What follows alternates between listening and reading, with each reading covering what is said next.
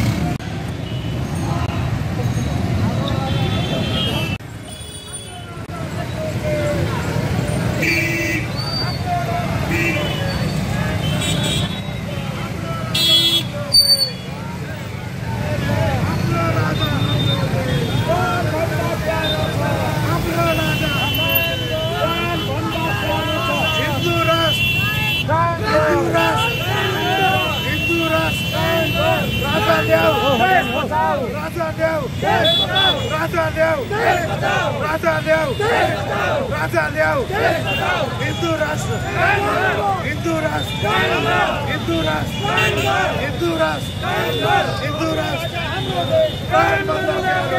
हाम्रो राजा हाम्रो देश हाम्रो राजा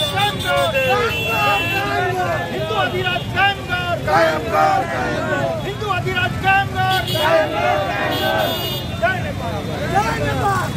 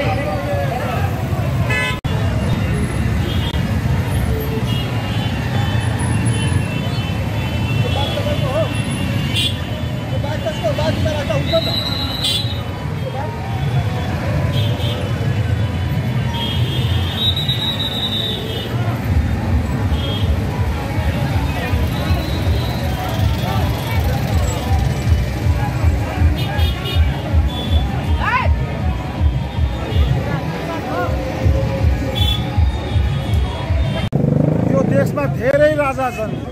यो देशमा चाहिएको एउटा राजा। यो गणतन्त्रमा 688ले लुटेर खोज्ने धारणाले एउटै राजा ठिक छ र देशलाई यो 688 चाहिँदैन। एउटै भए पुग्छ र यो देश स्वतन्त्र भएर जित्छ र यहाँको पिपुल स्वतन्त्र भएर जित्छ। यो कार्यक्रम हामीले दुईपल्ट गरेर पनि यो हाम्रो मोटरसाइकल तेस्रो आउनु हो राष्ट्रवादी समूहको। अब हामी गाउँ गाउँ पसेर वार्ड पसेर प्रत्येक जनसमुदायमा यो गुनासो राखेर अरू आवाज अरू ठुलो चर्कोमा उठाउँछौँ हामी। ल धन्यवाद। हिंदू राष्ट्र कायम कर, हिंदू राष्ट्र कायम कर, हाम्रो राजा हाम्रो देश, प्राण भन्दा प्यारो छ, हाम्रो राजा हाम्रो देश, प्राण भन्दा प्यारो छ। लागू गर, लागू गर, 2045 को संविधान लागू गर, लागू गर, लागू गर, हाम्रो राजा हाम्रो देश, प्राण भन्दा प्यारो छ, हाम्रो राजा हाम्रो देश, प्राण भन्दा प्यारो छ। हिंदू राष्ट्र कायम कर, 2047 को संविधान लागू कर, 2047 को संविधान लागू कर, 2047 मुख्याजीलाई आमन्त्रण गर्दछु। राजपथ मुख्याजी झुठो दिनु पछि भाइ हाम्रो समस्या हुन्छ। यहाँ धर्म बाँच्नु, इज्जत बाँच्नु, धर्म बाँच्नु या यो मधेसीलाई बाँच्नु एकदम अप्ठ्यारो छ। त्यसमा लास्टमा म आग्रह गर्न चाहन्छु भाइ, अब एउटै उपाय 2000 सालको संविधानी लाओ, देश बचाओ, राजा ल्याओ, देश बचाओ। तपाईहरु जहाँ हुनुहुन्छ, जुन समाजमा हुनुहुन्छ, तपाईहरु विद्वान हुनुहुन्छ, म हेर्छु युवा साथीहरुलाई, तपाई डिसिजन गर्नुस्, भन्नुस् घेरा तिमी कति खायौ। अहिले गाउँपालिकाको उपाध्यक्ष यो अध्यक्षहरू गाडी चढ्छ, गाडी अरे राम्रो गाडी चढ्छ, मेयरहरू करोडौँको गाडी चढ्छ। कहाँबाट छ? पञ्चायती व्यवस्थामा 3 बिघासम्म कर थिएन, अहिले धेरै जग्गाको कर, सिफारिसको करै कर छ भाइ, भ्रष्टाचारी बचारी छ, त्यो दुर्गति छ। यी देशहरू गणतन्त्र होइन गलत तन्त्रमा गइरहेको छ।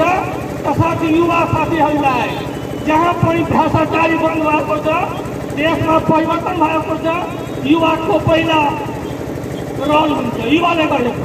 संसारको इतिहास छ, म तपाईको प्रमाण दिन्छु भाइ पछि। त्यसैले युवा साथीहरू तपाईहरु जाग्नु, तपाईहरुको भविष्य तपाईलाई बाँच्नु छ, जाग्नु, देश बचाउनु। जति देश बचाउन चाहनुहुन्छ त्यो एउटै उपाय 47 को संविधान फिर्ता गराउनु, लागू गर, हिन्दू राष्ट्र स्थापना गर। यो बुलन्द नाराको साथ तपाईहरु गाउँमा लगाउनु, कुनै चिन्ता नगर्नुहोस्। अब त्यो होइन गाउँछु मान्छे मार्ने जुग गयो, सबैसँग हतियार छ। म यो भन्छु यो मञ्चबाट, यो हाम्रो विशासनको छ, वाद परिवारको छ। अब कसैको ताकत छैन कि कसैलाई केही गर्न सक्छ। अब जनता छोड्दैन, त्यो म साथीहरूलाई भन्न चाहन्छु। कसैले तपाईँहरू निर्भीक भएर, निडर भएर, चरित्र राम्रो राखेर तपाईँहरू समाजमा विशेष गर्नुहोस्, समाजलाई बुझाउनुहोस्। देशमा 2047 को संविधान स्थापना गर्नुहोस्। म तपाईँ आग्रह गर्न चाहन्छु, यो राष्ट्रवादी समूह कुनै पार्टीको होइन, तमाम पार्टीहरूको छाता समूह छ। जबसम्म 47 को संविधान लागू हुँदैन, हिन्दू राष्ट्र लागू हुँदैन, तबसम्म यो राष्ट्रवादी नेपाली युवाहरू, नेपालीहरू सङ्घर्ष गर्छन्। 47 को संविधान ल्याउँछ। म यो भनेर आफ्नो